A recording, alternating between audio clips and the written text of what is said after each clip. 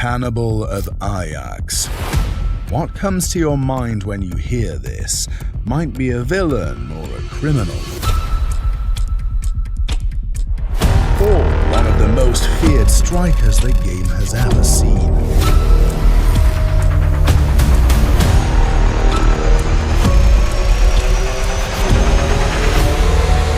Not everyone stays in the headlines like Messi or Ronaldo and remembered only for greatness and grace.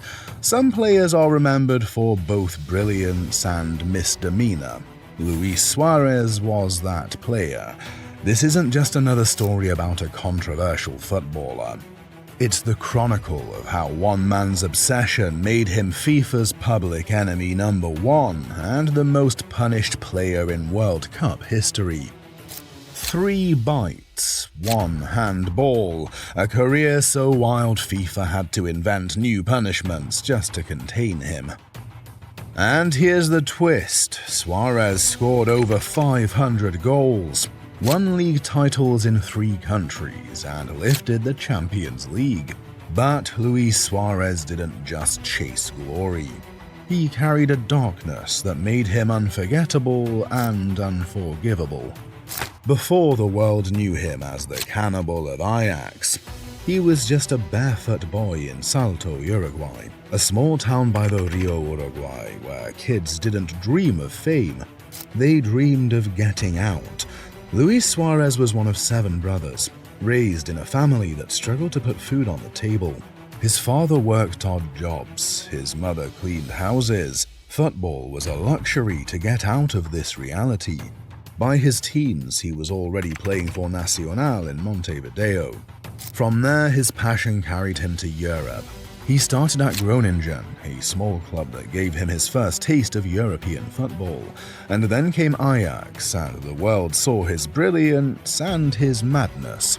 At Ajax, Suarez became unstoppable. In the 2009-10 season, he wore the captain's armband and scored 35 goals. He was adored by fans. In Amsterdam, Suarez grew from a promising talent into a complete goal machine. He hit 22 goals in his first season, then 28 in his second. By 2009-10, Suarez was unplayable. 49 goals and 24 assists in just 48 games. He captained Ajax, won Dutch Footballer of the Year, and became the heartbeat of the team. His coach at the time said Luis never wanted to rest. He'd fight for every ball like it was the last one in his life. But alongside all that brilliance, a very different reputation was beginning to take shape. One no one had seen coming. By 2010, Suarez had collected 13 yellow cards in a single season. He was brilliant, but unpredictable. Then came the World Cup, where everything started to change. Before the biting, before the bans, Suarez had already shocked the world. It was July 2nd, 2010, World Cup quarterfinal, Uruguay versus Ghana. Ghana carried the hopes of a whole continent. No African team had ever reached a World Cup semi-final, and now they were just seconds away, tied 1-1 with Uruguay. The stadium in Johannesburg buzzed with electricity. Everyone could feel history waiting to be written. Then came the moment. A corner for Ghana. Dominique Adeyeye rose and headed the ball toward goal. It was going in. Ghana would win. Africa would celebrate. But standing on the line was Suarez. In that split second, instinct took over. Suarez threw up his hands and swatted the ball away as if he were a goalkeeper. The referee reached for the red card. A penalty was given. The rules were clear. Asamoah Gyan stepped forward, carrying the weight of an entire continent on his shoulders. One kick could make history. He struck it with power, only to see the ball crash off the crossbar. The whistle went, and extra time was over. The game would come down to penalties. Gyan dropped to his knees, tears streaming down his face. Around him, the Ghana players fell to the ground, crushed by the weight of what had just slipped away. And in the tunnel, Suarez jumped and shouted as if Uruguay had already won. He later called it the save of the tournament, the real hand of God. Uruguay went on to win the shootout. Ghana's dream was gone. The world was furious. But in Uruguay, Suarez was a hero. To Uruguay, Suarez was a hero who sacrificed himself for the team. To everyone else, he was a villain who had stolen Africa's moment. That night, he wasn't just a footballer anymore. He was a headline, a villain, a name every fan remembered. But nobody knew that just months later, he'd add fuel to the fire with his teeth. After the World Cup handball, Luis Suarez returned to Europe, carrying more attention than ever. At Ajax, he was captain, top scorer and face of the club. But beneath the glory, the same fire was burning that crushed Ghana's dream. It was November 20th, 2010. Ajax versus PSV Eindhoven. It was a crucial Eredivisie clash. PSV sat at the top, and Ajax were chasing hard. The tension was thick, every tackle felt heavier, and every foul sparked an argument. Suarez spent the game locked in a battle with Otmond Bakal. It was the usual rough play. Pushes, kicks, and shoves, nothing out of the ordinary. But then, in the 87th minute, something happened, and out of nowhere, Suarez leaned in and bit Bakal on the shoulder. For a moment, the defender just stood there, stunned. Then he fell to the ground, laughing in disbelief at what had just happened. Because who bites another player on a football pitch? So the referee missed it. Suarez finished the match as if nothing had happened, but the cameras didn't miss it. By the time the game ended 0-0, the clip was everywhere. YouTube, Twitter, newspapers. Fans around the world replayed the moment again and again. Memes compared him to Dracula. Photoshops added vampire fangs. It was when he got the nickname the Cannibal of Ajax. After the match, Suarez brushed it off, saying, "These things happen. We were just having a little argument." Ajax didn't laugh. They banned him for 2 matches on the spot. The Dutch FA stepped in and made it 7.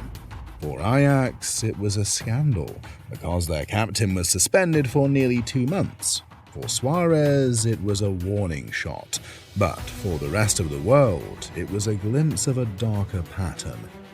First the handball in South Africa, now the bite in Amsterdam. Luis Suarez wasn't just scoring goals, he was becoming the antagonist of the football world. And soon, England would get its first taste. Daar! Ja, hij bijt Bakal gewoon! January 2011. Liverpool were desperate. Because Fernando Torres had just left for Chelsea and the club needed a new hero, the only answer was Luis Suarez.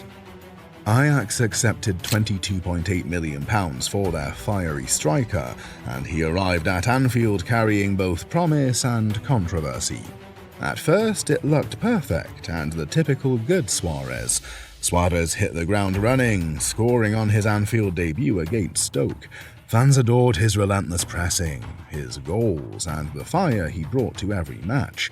For a while, the bite in Amsterdam was just a shadow in the background, but the shadow didn't stay quiet for long. October 2011. It was a fiery match between Liverpool and Manchester United. In the middle of a heated clash, Patrice Evra accused Suarez of using racist language against him multiple times. The FA launched an investigation. It became front-page news, dominating headlines for months. In December, the verdict came, and Suarez was banned for 8 matches and fined £40,000. Liverpool fans defended him. Manchester United fans despised him, and the rest of the world watched as his reputation darkened further. But even while under fire, Suarez couldn't stay out of the spotlight. He kept scoring, he kept fighting, and then in April 2013, he crossed a line again. It happened at Anfield in a heated clash between Liverpool and Chelsea. The match was tense, with tackles flying. Suarez and Branislav Ivanovic tangled in the box, jolting for position. Then, out of nowhere, Suarez leaned in and sank his teeth into Branislav Ivanovic's arm. Ivanovic shouted in pain, rushing to show the referee the bite marks, but the officials missed it, again. Suarez stayed on the pitch, and just minutes later he scored the equaliser. The fallout was instant. The internet exploded with memes, headlines, and late-night comedy shows. Suarez wasn't just the Cannibal of Ajax anymore, now he was the Cannibal of Liverpool. The FA dropped the hammer and he got a 10-match ban. That meant he'd miss the rest of the season and the start of the next one. For most players, that would have ended their career at the top level. But it is Suarez that we are talking about. He returned sharper, hungrier, and more dangerous than ever. In the 2013-14 season, despite missing the first 5 games, Suarez scored 31 goals in 33 matches, won the Golden Boot, and nearly carried Liverpool to their first Premier League title in decades. It was the perfect contradiction. On one side, a genius striker capable of tearing defences apart. On the other, a repeat offender who couldn't control his impulses. And just when people thought he had finally matured, the 2014 World Cup would prove otherwise. It was June 24, 2014, a tense World Cup clash in Brazil. Italy and Uruguay fighting for survival in the group stage. Only one team would advance. The game was tense, physical, and goalless. Then came the moment that would define Suarez forever. In the 79th minute, tangled with Giorgio Chiellini inside the box, Suarez leaned in and sank his teeth into the defender's shoulder. Chiellini ripped his shirt down and showed the bite marks. The referee never saw it. No card, no penalty. Minutes later, Uruguay scored and sent Italy home. This time, the fallout was merciless. The memes went viral within hours. Suarez's restaurant, Italian on the menu. Hungry like the Wolf Cup. Bite Club. First rule of Bite Club, always bite. But FIFA's response was no joke. They issued the harshest World Cup punishment in history. 9-match international ban. 4 months suspension from all football. Stadium ban, not even allowed to watch matches. $100,000 fine. Banned from training with teammates. All for a bite that lasted less than a second. Suarez was escorted out of Brazil in disgrace. His sponsors dropped him. His reputation was in ruins. Yet somehow this wasn't the end, because while the football world turned on him, Barcelona saw something different, a chance to unleash his firepower alongside Messi and Neymar. When Luis Suarez left Brazil in disgrace, many thought his career was finished. A 4-month worldwide ban meant no games, no training, not even stepping foot in a stadium. And yet in the middle of this chaos, Barcelona signed him for 81 million euros. The headlines called it madness. Critics mocked the club for gambling on football's most toxic star. But Barcelona saw what others didn't. Behind the chaos was a striker who had scored 31 goals in 33 games for Liverpool. A man who played with hunger, sometimes too much of it, but always with fire. When his ban ended, Suarez stepped onto the pitch with Lionel Messi and Neymar, and together they formed one of the deadliest attacking trios in football history. MSN. In their very first season, they scored a combined 122 goals, leading Barcelona to a historic treble, La Liga, Copa del Rey, and Champions League. Suarez wasn't just part of it, he was decisive. His goal in the Champions League final against Juventus sealed the trophy. A year later, he scored 59 goals in a single season. He won the European Golden Shoe, beating both Messi and Ronaldo at their peak. He became the first player to ever lead La Liga in both goals and assists in the same season. Fans who once mocked him now chanted his name. The same teeth that caused chaos became the smile of redemption at Camp Nou. From villain to champion, Suárez had reached his peak. By 2020, Suárez was Barcelona's third all-time top scorer. 198 goals, 97 assists, countless moments with Messi. But football is cruel. New manager Ronald Koeman called Suárez on the phone, just 1 minute, and told him he wasn't in the club's plans anymore. After everything he'd done, that was it. A cold goodbye. Suárez cried. Messi raged, calling it unbelievable. But Luis didn't collapse. He did what he always did. He fought back. Suárez signed with Atletico Madrid in September 2020. Many thought he was finished. Too slow, too old. What happened next? He dragged Atletico to the La Liga title. 21 goals. Game winners against Osasuna and Valladolid in the final weeks. Tears streaming down his face as he lifted the trophy. The man Barcelona threw away became the champion of Spain. Revenge, written in red and white. By 2022, Suárez was 35. His time in Europe was over, so he went home, back to Nacional, the club where it all began. Tens of thousands of fans welcomed him like a king, and Suárez delivered 8 goals, 3 assists, and another league title. Not bad for a farewell tour. 2022 rolled in, Suárez's last World Cup. He fought with tears in his eyes and gave everything for Uruguay. But the group stage exit cut deep.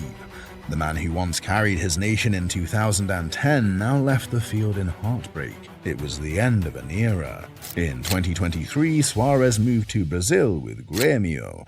Despite knee pain so severe he needed injections just to play, he refused to stop. He scored 26 goals, led Grêmio to Copa do Brasil glory, and was named Brazil's best player of the year. At nearly 37, his fire still burned. Then came the final twist. Suárez joined Inter Miami in 2024, reuniting with Lionel Messi, Jordi Alba, and Sergio Busquets. The old Barcelona family back together in pink. And while the pace was gone, the instincts were not. Suárez still scored, still fought, still smiled through the pain. Luis Suárez's story isn't simple. It's messy, it's wild, it's unforgettable. He scored over 500 goals. He won the European Golden Shoe, not once, but twice, while Messi and Ronaldo were in their prime. He lifted league titles in Uruguay, the Netherlands, Spain, and Brazil. He became a Copa America champion with his country. Yet, for every triumph, there was controversy. 3 biting bans, a racial abuse scandal, and that infamous handball at the World Cup, where one nation saw a hero and another saw the villain who stole history. Suárez himself once admitted, "Sometimes I play with my heart too much. I play with passion, and that can make me do crazy things." And that's who he was. A man who couldn't separate emotion from the game. Another time, reflecting on his journey, he said, "I came from Salto, from nothing. I had to fight for every ball, for every chance. That's why I play the way I do. I can't help it." Love him or hate him, you always felt something when he stepped on the pitch. He was chaotic. He was a genius, a father of 4, a husband, a friend, and for 90 minutes the most feared striker in football. Luis Suárez once looked back on his career and said, "They can call me many things, villain, cannibal, whatever, but nobody can say I didn't give everything for football." And that's the truth. because football was never boring when Luis Suarez was on the pitch. If this chaotic journey through Suarez's controversies entertained you, make sure to subscribe for more football history and legendary misbehavior content. And let me know in the comments, do you think Suarez's punishments were fair, and which incident was the most outrageous? Your thoughts help create future controversial content. The next video reveals dribbling legends and their generational copycats, because while Suarez showed us football's dark side, those stories show us the beautiful bloodlines of techniques that connect football's greatest artists across generations.